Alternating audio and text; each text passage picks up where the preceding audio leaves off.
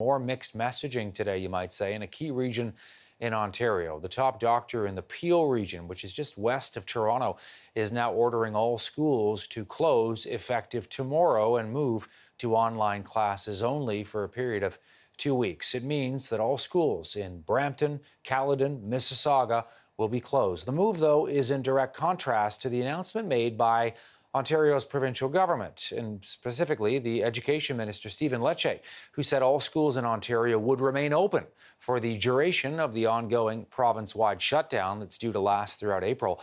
And there are also reports the chief medical officer in Toronto is considering implementing the same measure in her region, all because of a surge in COVID cases. For more, we're happy to have the mayor of Mississauga, Bonnie Crombie, joining us. Of course, Mississauga, a key part of the Peel region. Bonnie, good to see you. Your reaction to this news?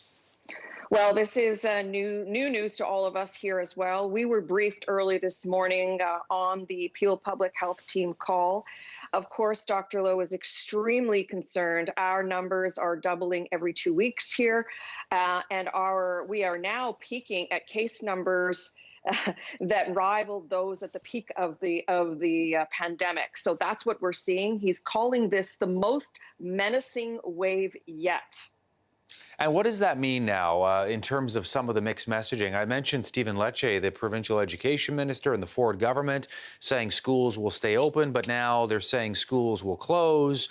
Certainly in the Peel region, maybe Toronto joins in. And you know, for the public trying to make sense of it, Bonnie, which one is it?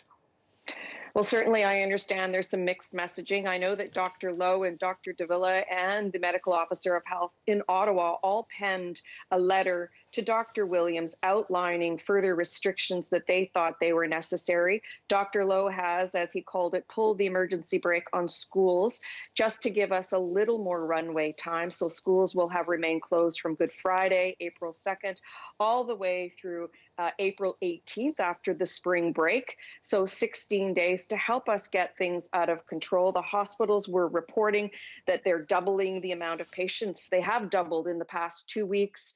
We know that ICU is got a maximum capacity. They are still transferring patients out of the hospital and have the maximum number of COVID patients they have ever seen. And the profile of the patients walking in is completely different than the first wave. These are younger people in their 30s, in their 40s. They're coming in sick. Their symptoms are more severe and they end up staying hospitalized much, much longer. And it's all as a result of these variants of concern. So the reality is I have 15 schools in outbreak in Mississauga. In Brampton, there are another 8 in addition to congregate settings. It's 24 active outbreaks in the region of Peel. So the medical officer of health did what he thought was necessary to pull the brake and let's take a pause. And notwithstanding not only schools, he is looking at other measures, which he's written to Dr. Williams about, looking at the list of essential businesses. For my part, I've asked him to let's get those vaccinations going to those people who most need it, who are our vulnerable workers working in our factories, our transit drivers, all those essential workers.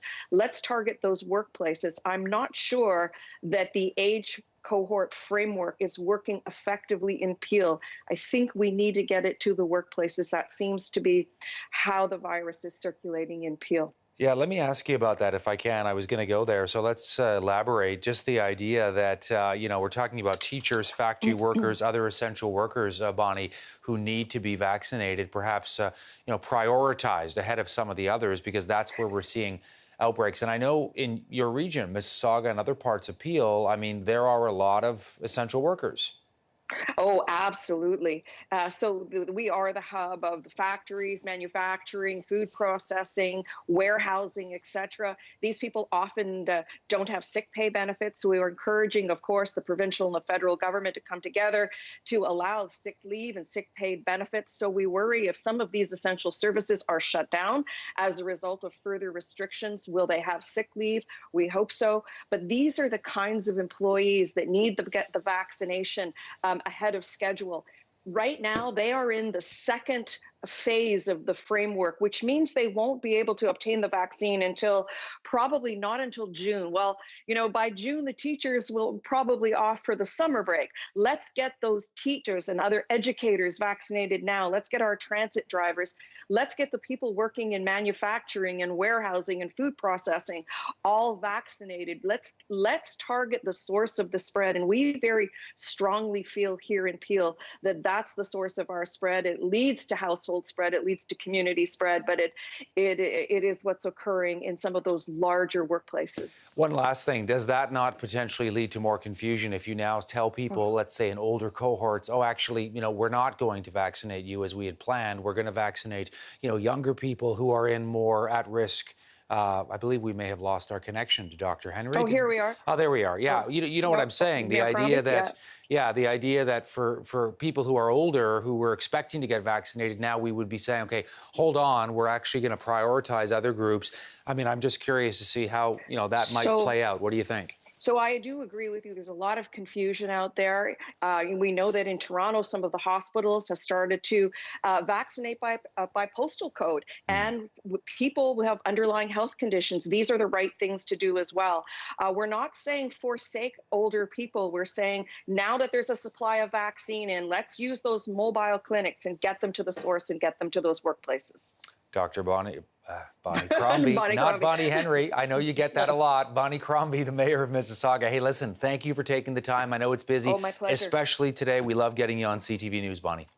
Thanks so much. Thanks for having me.